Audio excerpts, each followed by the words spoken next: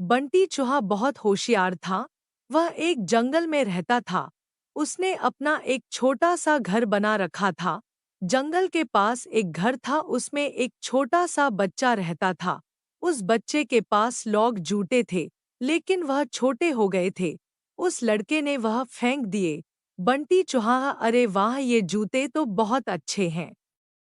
मैं इसमें आराम से सो सकता हूँ।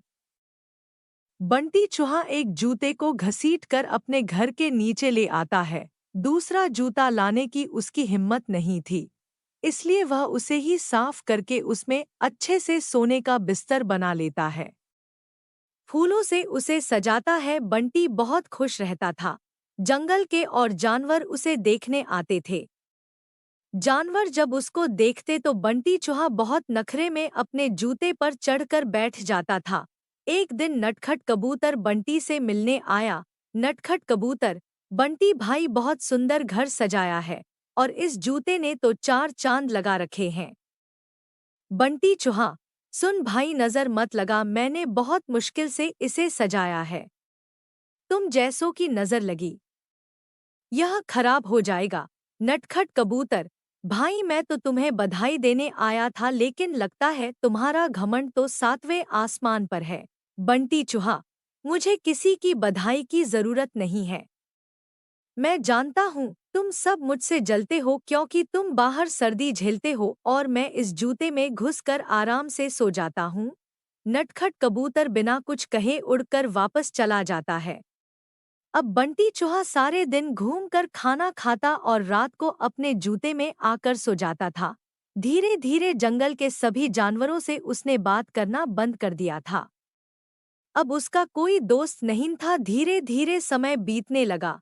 एक दिन रात के समय जंगल में तेज बारिश होने लगी। इस सबसे बेख पर बंटी चूहा अपने जूते में आराम से सो रहा था। उसे बाहर के मौसम का पता नहीं लगा। बारिश का पानी बढ़ने लगा।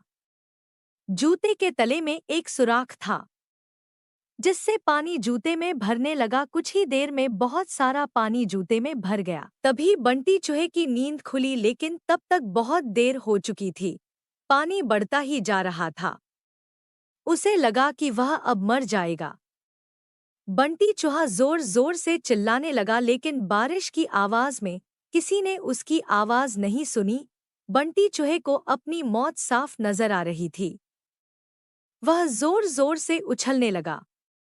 उछलते उछलते वह जूते से बाहर निकलना चाह रहा था, लेकिन जूता इतना लंबा था कि वह बाहर निकल ही नहीं पा रहा था। इधर दूर एक घोंसले में नटखट कबूतर अपने बच्चों के साथ बैठा था। नटखट कबूतर, बच्चों, लगता है किसी के चिल्लाने की आवाज आ रही है। कोई मुसीबत में है। उसने बाहर निकल के देखा कि आवाज उस जूते में से आ रही थी। वह तुरंत समझ गया कि बंटी चूहा जूते में फंस गया है। नटखट कबूतर बिना देर किए किसी तरह उड़कर वहां पहुंच गया। वह जूते के ऊपर बैठ गया।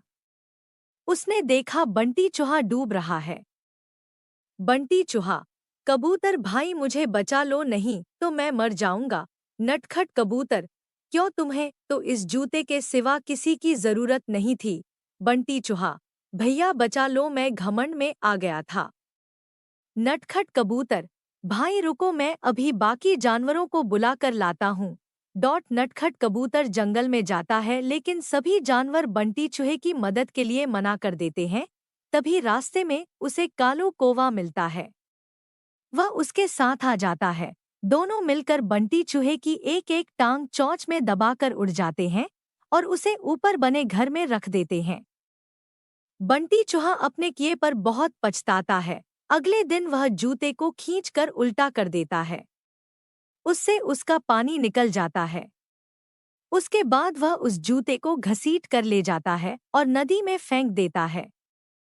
यह देखकर नटखट कबूतर और कालो कौवा बहुत खुश होते हैं। फिर बंटी चूहा सब जानवरों के पास जाकर सबसे माफी मांगता है।